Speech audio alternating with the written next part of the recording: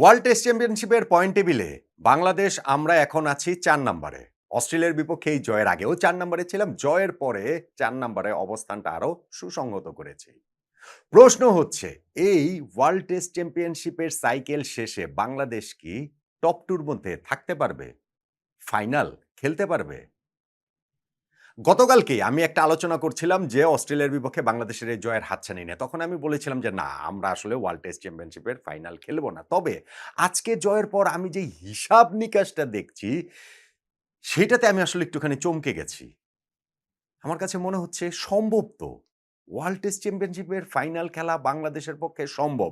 আমি এখনো বলছি হয়তো আমরা ফাইনাল খেলব না। কিন্তু কাগজে কলমে বলছে এই সাইকেলটাতে আমরা এখন পর্যন্ত যেরকম খেলেছি, আর কি করলে সাইকেলের বাকি অংশটাতে আমরা সেরা ২ টা দলের মধ্যে থাকতে পারি এবং আমরা ওয়ার্ল্ড টেস্ট চ্যাম্পিয়নশিপ ফাইনালটা খেলতে পারি।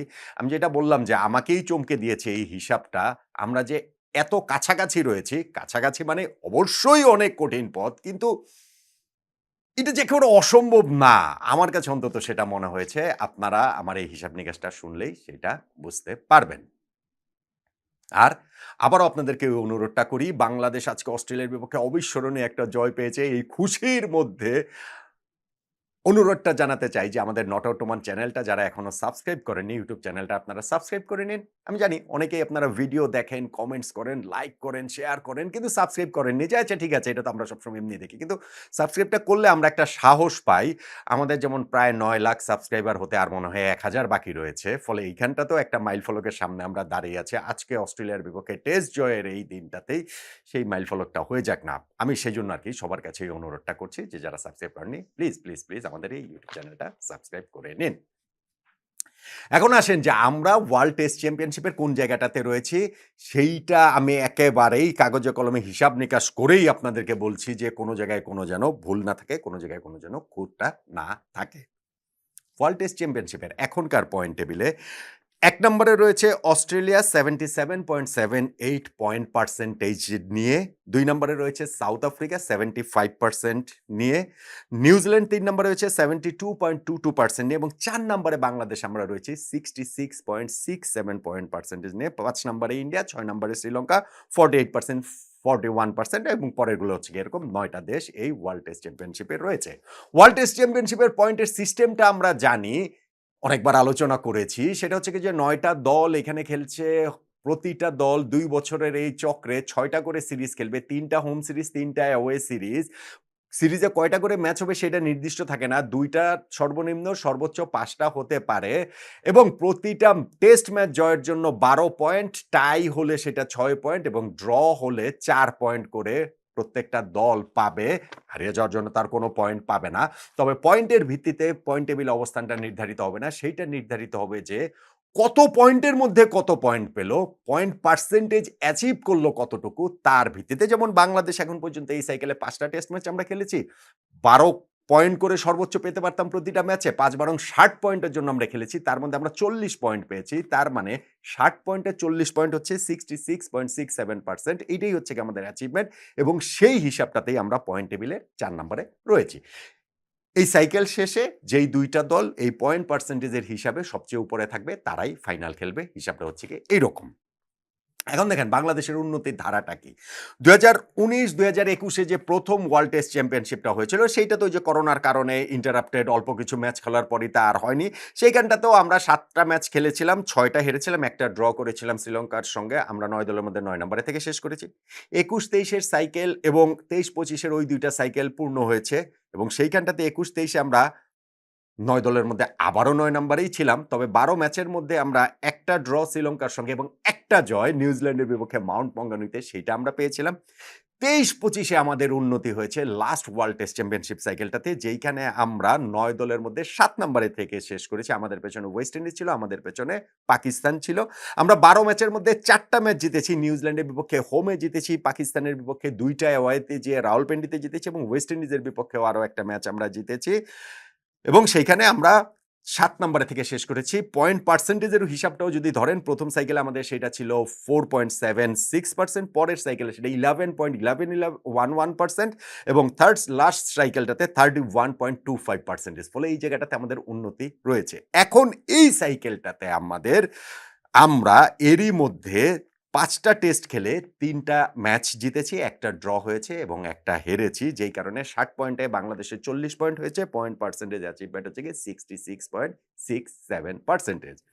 টেস্ট চ্যাম্পিয়নশিপের এই সাইকেলটাতে আমরা শ্রীলঙ্কার সঙ্গে প্রথম শুরু করেছি, যেইখানে শ্রীলঙ্কার কাছে আমরা ১ টা টেস্ট হেরেছি এবং ১ টা ড্র করেছি।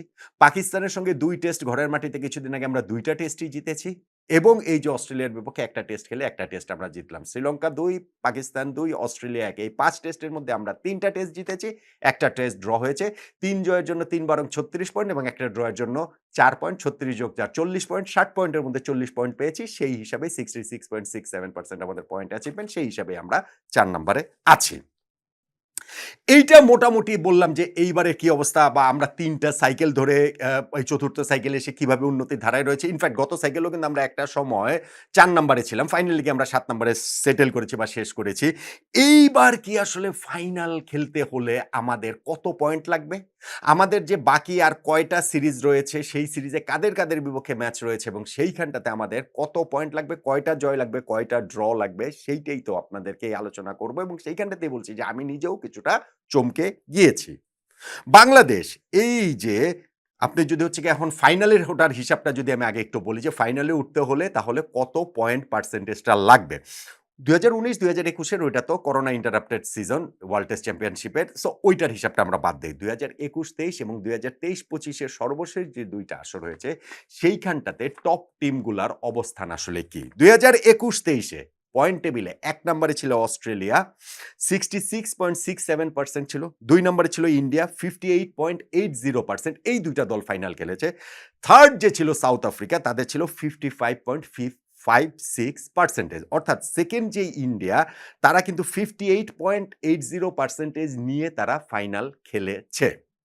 ২০২৩-২৫ এর সাইকেলটাতে সাউথ আফ্রিকা ১ নম্বরে ছিল 69.44% নিয়ে, অস্ট্রেলিয়া সেকেন্ডে ছিল 67.54% নিয়ে। সাউথ আফ্রিকা ভার্সেস অস্ট্রেলিয়া তারা ফাইনাল খেলেছে। ৩ নম্বরে ছিল যে ভারত, তাদের পয়েন্ট পার্সেন্টেজ ছিল 50%। অর্থাৎ আমি ৩ নাম্বারটা কেন ২ টার ক্ষেত্রেই বলছি, প্রথম ২১-২৩ এর সাইকেলটাতে ৩ নম্বরে যে সাউথ আফ্রিকা ছিল 55.56%, তার মানে কোনো একটা দলের যদি 56% এই পয়েন্ট অ্যাচিভমেন্টটা হতো, পার্সেন্টেজটা, তাহলেই তারা টপ 2 এর মধ্যে থাকতো। ভারত এখানে 58 হয়েছে, 56 হলেই যথেষ্ট ছিল। আবার সেকেন্ড সাইকেলটাতে ইন্ডিয়া যেমন ৩ নম্বরে থাকে, তাদের 50% ছিল এবং কোনো একটা দলে যদি 51% হতো সেকেন্ড টিম, তাহলেই কিন্তু সেটা যথেষ্ট হতো। যদিও সেকেন্ড যে অস্ট্রেলিয়া, তাদের 67.54% অ্যাচিভমেন্টটা ছিল। এখন এইটা আমি বলছি এই কারণে বোঝানোর জন্য যে মোটা দাগের হিসাবটা হচ্ছে 60% যদি হয় পয়েন্ট পার্সেন্টেজ অ্যাচিভমেন্ট সাইকেলটা শেষে, তাহলেই সেইটা ওয়ার্ল্ড টেস্ট চ্যাম্পিয়নশিপের ফাইনাল খেলার জন্য যথেষ্ট। 60% হলেই টপ 2 টিমের মধ্যে অবশ্যই থাকা সম্ভব। বাংলাদেশে তো এই মুহূর্তে 66.67%। তাহলে 60% হতে হলে এই সাইকেলটাতে আমাদের আর কি করতে হবে? এটাই তো হিসাব, তাই তো? সেটাই আমি আপনাদেরকে বলছি।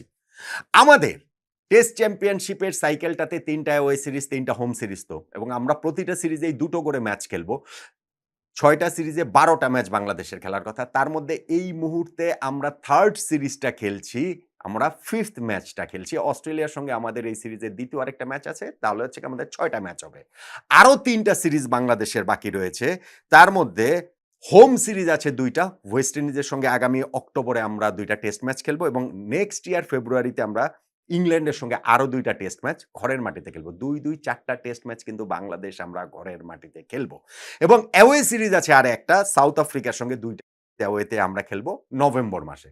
তার মানে আমাদের যে ৭ টা টেস্ট ম্যাচ এখন বাংলাদেশের বাকি রয়েছে, তার মধ্যে অস্ট্রেলিয়ার সঙ্গে ১ টা, সাউথ আফ্রিকার সঙ্গে ২ টা, এই ৩ টা ম্যাচ রয়েছে অ্যাওয়েতে এবং ওয়েস্ট ইন্ডিজের সঙ্গে ২ টা, ইংল্যান্ডের সঙ্গে ২ টা, এই ৪ টা ম্যাচ রয়েছে হোমে। এই টোটাল ৭ টা ম্যাচ বাংলাদেশের বাকি রয়েছে। এই ৭ টা ম্যাচ থেকে আসলে আমাদের কি রেজাল্ট করতে হবে টপ 2 তে থাকতে হলে, তথা 60% পয়েন্ট অ্যাচিভমেন্ট থাকতে যদি হয়।